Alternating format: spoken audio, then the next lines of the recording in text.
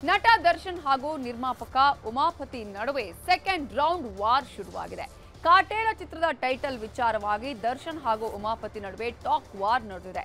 ಕಾಟೇರ ಚಿತ್ರದ 50ನೇ ದಿನದ ಸಕ್ಸಸ್ ಕಾರ್ಯಕ್ರಮದಲ್ಲಿ ಏಕವಚನದಲ್ಲೇ ದರ್ಶನ್ ವಾಗ್ದಾಳಿ ಮಾಡಿದ್ರು. ಇವತ್ತು ಇಡೀ ದಿನ ಆಗಿದ್ದೇನು ನೋಡೋಣ. ನಾವೆಲ್ಲ ಭಾಳ ಚಿಕ್ಕವರು ತಗಡುಗಳು, ನಾವು ಉತ್ತರ ಕೊಡೋಕ್ಕಾಗ್ತದ? ಎಲ್ಲ ಬಡವ ನೀನು ಮಡಗ್ದಂಗಿರುವಂತ ಇದೀವಪ್ಪ. ಏನು ಭಯ ಪಡಲ ನಾನು? ಕೈಲಾಗ್ದವನ ನಾನು? ರೇ, ನಾನು ಇಲ್ಲಿ ಹುಟ್ಟಿ ಇಲ್ಲಿ ಬೆಳೆದಿರೋದು ತಾಕತ್ತಿರೋದಕ್ಕೆ ಬೆಳೆದಿದ್ದೀನಿ. ನಾನು ಯಾರೋ ಇನ್ನೊಬ್ಬರು ಮತ್ತೊಬ್ಬರು ಆಶ್ರಯದಲ್ಲಿ ಬದುಕುವಂಥ ವ್ಯಕ್ತಿ ಅಲ್ಲ. ಅಯ್ಯೋ ತಗಡೆ ತಗಡೆ, ನಿನಗೆ ರಾಬರ್ಟ್ ಕತೆ ಕೊಟ್ಟಿದ್ದೆ ನಾವು. ಈಗ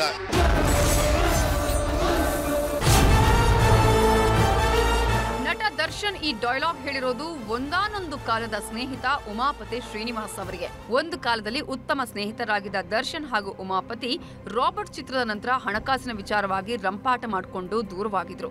ಈಗ ಮತ್ತೆ ಈ ಜೋಡಿ ವಾಕ್ಸಮರದ ಮೂಲಕ ಬೆಂಕಿ ಹಚ್ಚಿಕೊಂಡಿದ್ದು ಮತ್ತೆ ಸ್ಯಾಂಡಲ್ವುಡ್ ಅಂಗಳದಲ್ಲಿ ಇವರಿಬ್ಬರ ಜಗಳ ಬೀದಿಗೆ ಬಂದು ನಿಂತಿದೆ. ಕಾಟೇರ ಚಿತ್ರ ಬಿಡುಗಡೆ ಆಯಿತು, ಸಕ್ಸಸ್ ಕೂಡ ಆಯಿತು.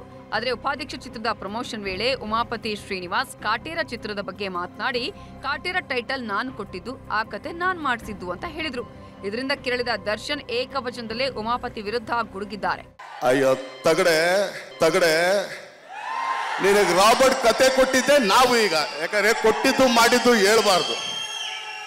ಟೈಟಲ್ ನಾನು ಕೊಟ್ಟೆ, ಟೈಟಲ್ ಇಟ್ಟಿದ್ದೆ ನಾನು. ಕಾಟೇರ ಚಿತ್ರ 50 ದಿನಗಳನ್ನು ಪೂರೈಸಿದ ಹಿನ್ನೆಲೆಯಲ್ಲಿ ಪ್ರಸನ್ನ ಚಿತ್ರಮಂದಿರದಲ್ಲಿ ಸಕ್ಸಸ್ ಮೀಟ್ ಮಾಡಲಾಯಿತು. ವೇದಿಕೆಯಲ್ಲಿ ಮಾತನಾಡುವ ವೇಳೆ ನಟ ದರ್ಶನ್ ಏಕಾಏಕಿ ಉಮಾಪತಿ ವಿರುದ್ಧ ಗುಡುಗಿದ್ದಾರೆ. ನಿಮಗೆ ರಾಬರ್ಟ್ ಚಿತ್ರದ ಕತೆ ಕೊಟ್ಟಿದ್ದೆ ನಾನು, ಮದಗಜ ಟೈಟಲ್ ನಾನ್ ಕೊಡಿಸಿದ್ದು, ಕಾಟೇರ ಟೈಟಲ್ ಕೂಡ ನಾನ್ ಹೇಳಿದ್ದು, ಸುಮ್ಮನೆ ಯಾಕೆ ಬಂದು ನನ್ನ ಕೈಲಿ ಗುಮ್ಮಿಸ್ಕೊಳ್ತೀರಾ ಅಂತ ಉಮಾಪತಿ ವಿರುದ್ಧ ಗುಡುಗಿದ್ದಾರೆ. ಯಾಕಪ್ಪ ಬಂದು ನಮ್ ಕೈಲೇ ಯಾಕೆ ಗುಮ್ಮಿಸ್ಕೋತೀಯ? ಗುಮ್ಮಿಸ್ಕೋಬೇಡ, ಎಲ್ಲೋ ಇದೆಯಾ ಚೆನ್ನಾಗಿದ್ಯಾ ಅಲ್ಲೇ ಇದ್ಬಿಡು, ತಪ್ಪದು.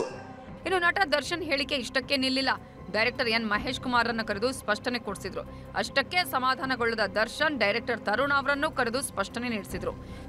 ಆ ಟೈಟ್ಲು ಎಲ್ಲಿ ರಿಜಿಸ್ಟರ್ ಮಾಡ್ಸಕ್ ಹೇಳಿದ್ದೀನ? ಫಸ್ಟ್ ನಮ್ಮ ಬ್ಯಾನರ್ನಲ್ಲಿ ರಿಜಿಸ್ಟರ್ ಮಾಡ್ಸಕ್ ಹೇಳಿದ್ರಿ, ಬಟ್ ನನ್ನ ಬ್ಯಾನರ್ನಲ್ಲಿ ಇರಲಿಲ್ಲ ಜಾಗ ಅಂತ ನಾನು ಹೇಳ್ತಿದ್ದಂಗೆ ಆಯ್ತು, ಅಲ್ಲೂ ನಮ್ಮ ಬ್ಯಾನರ್ ಇದ್ದಂಗಿದೆ, ರಿಜಿಸ್ಟರ್ ಮಾಡಿಸು ಅಂತ ಅಲ್ಲಿ ಹೇಳಿಟ್ಟಿದ್ದು.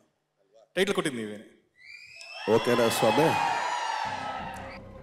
ನಟ ದರ್ಶನ್ ಹೇಳಿಕೆ ಬಗ್ಗೆ ಮಾತಾಡಿದ ನಿರ್ಮಾಪಕ ಉಮಾಪತಿ ಶ್ರೀನಿವಾಸ್, ನಾನು ಕಾಟೇರ ಬಗ್ಗೆ ಮಾತನಾಡಿದ್ದು ನಿಜ, ನಾನು ಮಾತನಾಡಿಲ್ಲ ಅಂತ ಹೇಳೋಕೆ ನನಗೆ ಭಯ ಏನಿಲ್ಲ.